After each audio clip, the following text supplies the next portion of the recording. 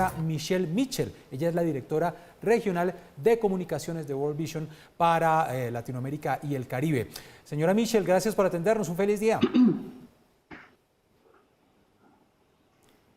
¿Qué tal? Muy buenos días. Un gusto saludarles. Gracias por atendernos. ¿Cómo se realizó este estudio y en qué países? Porque es la situación de más de 5.6 millones de venezolanos que han tenido que salir. Sí, Jenner, muy buenos días. En primer lugar, comentarle que este estudio denominado En un Instante y realizado por World Vision fue realizado en varios países en el marco del Día Mundial del Refugiado y la Persona Migrante. Estamos hablando de un estudio que tomó las opiniones de personas migrantes y refugiadas en Perú, Brasil, Colombia, la República Centroafricana del Congo y Turquía, además de Siria. Estamos hablando de una situación en donde tenemos más de 79 millones de personas desplazadas fuera de su país o internamente a raíz, por supuesto, de las crisis políticas, guerras, hambrunas que afectan en nuestro país. Y aquí en nuestra América Latina, específicamente estamos hablando de más de 5,6 millones de personas que se han desplazado desde Venezuela y hasta distintos países. Colombia, en este caso, ha recibido a más de 1.700.000 personas migrantes y refugiadas hasta el momento. ¿Cuáles son las necesidades que deja ver este estudio por las que están pasando estos millones de venezolanos? Claro, en el caso de las personas venezolanas y como lo estudiamos también en otras latitudes, una de ellas es particularmente el acceso a la alimentación.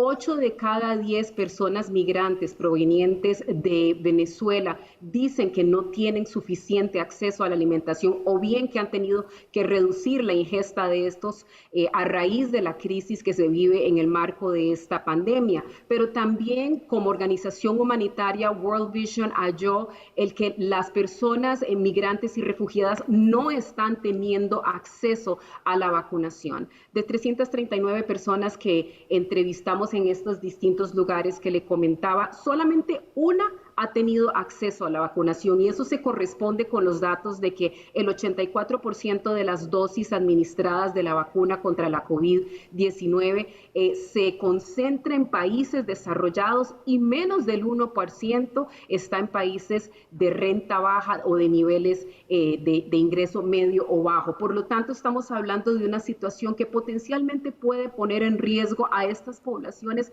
altamente vulnerables que nuevamente, como le digo, sufren de problemas como un acceso limitadísimo a la alimentación, acceso limitadísimo, por supuesto, a los servicios de salud, a pesar de los ingentes esfuerzos que están haciendo los países y las comunidades de acogida con el apoyo de organizaciones de sociedad civil y, por supuesto, humanitarias como es World Vision en este caso. Claro, a veces nos quedamos con los porcentajes, con los números, pero no vemos esa información como de forma aterrizada, y es que la vivimos en la cotidianidad. Uno puede salir, en el caso nuestro, en la ciudad de Bogotá y ver la situación de muchos venezolanos que la están pasando muy difícil, tema de dormida, tema de quedada, que no tienen un alojamiento, que tienen que pasar la noche realmente debajo de un puente. Ustedes en ese estudio también revelaron algunas situaciones de estos millones de migrantes. Por supuesto que sí. ¿Cuáles son algunas de las necesidades básicas? Y aquí, como bien lo decís, queremos traer esto a valor presente. Imagínese usted que 8 de cada 10 personas migrantes no tienen alimentos. 71% de las personas migrantes en nuestra región nos dicen que no pueden pagar o no tienen sencillamente los recursos para poder pagar el arriendo, un cuartito, un lugar donde guarecerse a pesar de que tenemos condiciones climatológicas muy adversas.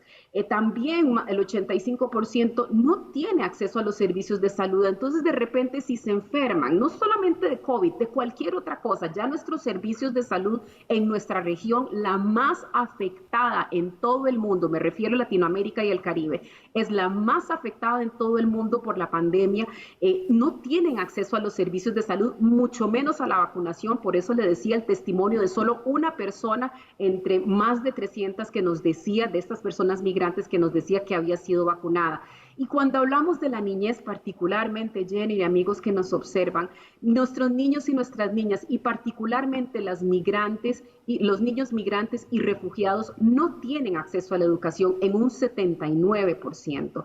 Y esto tiene consecuencias de largo plazo. El que su proceso educativo sea interrumpido, que no tengan acceso a la educación, esto los condena a la pobreza, no tendrán las oportunidades a futuro de una persona que sí ha obtenido, por supuesto, que su formación. Y desde esa perspectiva, nuestro llamado es a la comunidad internacional, a los gobiernos que ya vienen trabajando, claro, pero también a la sociedad civil y a los individuos, a que nos sumemos a obtener los recursos para brindarle apoyo, no solamente a las personas migrantes y refugiadas, pero también a las poblaciones de acogida que enfrentan situaciones muy desafiantes. Claro, Michelle, y a esto hay que sumarle otro tema que también es muy grave, y es la estigmatización que están siendo víctimas estas personas. Los culpan hasta de la pandemia.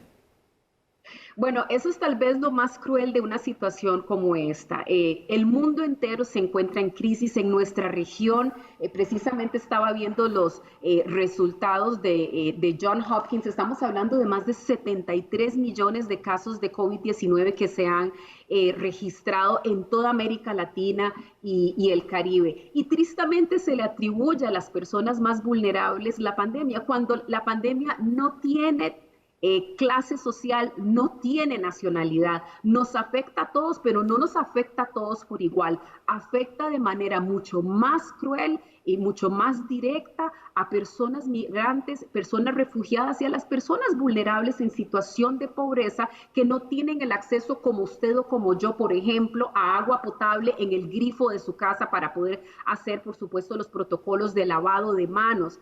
Tal vez no tienen los recursos económicos para efectos de poder tener el cubrebocas que se requiere. Y desde esa situación, nosotros entonces como organización humanitaria en World Vision llamamos nuevamente a las autoridades, al público en general, a brindar esos apoyos que se requieren para efectos de prevenir los contagios en estas poblaciones que son todavía más susceptibles y más vulnerables porque no cuentan con los recursos. Claro. Estamos hablando de millones que viven en las calles, que viven en parques, que están en tránsito y que a lo mejor no tienen como usted y como yo el acceso a alcohol en gel y claro, todos estos requerimientos, por supuesto, para prevenir los contagios. Pues importante visibilizar, para tomar conciencia, para ponernos del lado del otro. Es la situación difícil por la que están pasando millones de venezolanos en distintas partes del mundo.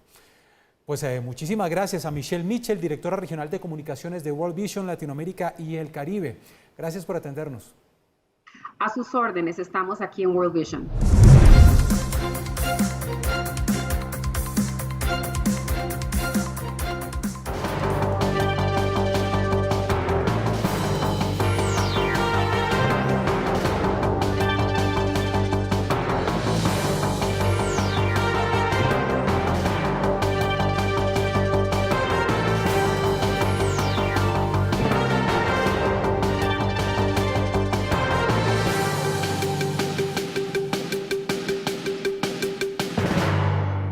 Y ahora hablemos de buenas acciones porque se realizó en Cali una jornada de hábitos saludables para mejorar la vida de cientos de niños colombianos.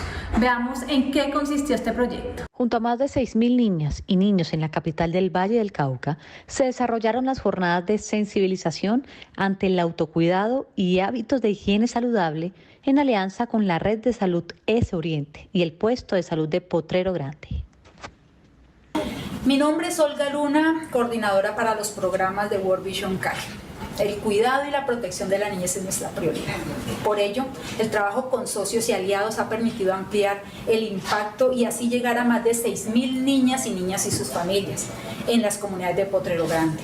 Hemos logrado ampliar el impacto de sensibilización para la prevención de todo tipo de violencia. Hoy, que el confinamiento por el COVID-19 ha generado altos índices de cuidado en temas de salud mental, es una prioridad para World Vision trabajar en la disminución de los niveles de tolerancia o intolerancia que están viviendo las comunidades, donde la niñez es la principal afectada. Por eso, unirnos con otros socios nos ha permitido generar espacios donde haya posibilidades de sensibilización y las familias encuentren nuevas formas de cuidar y atender a los niños y a las niñas, disminuyendo los niveles de agresividad.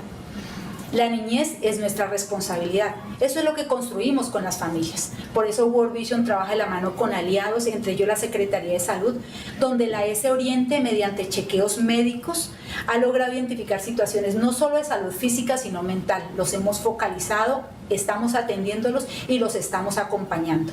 Mediante nuestra línea de atención y ayuda, las familias saben que pueden seguir acudiendo a nosotros, nos pueden seguir ubicando, y así afirmamos que la niñez más vulnerable es nuestra prioridad. Además, dentro de estos espacios también hemos logrado hacer la entrega de 6.728 kits de higiene, brindando también información oportuna para la prevención del COVID-19. Es así como mantener nuestro compromiso con la población más vulnerable es nuestra prioridad. La niñez es el cuidado de todos. Muchas gracias. Y esto ha sido todo por hoy. Muchas gracias por estar conectados y nos vemos dentro de 8 días con más noticias positivas. Chao.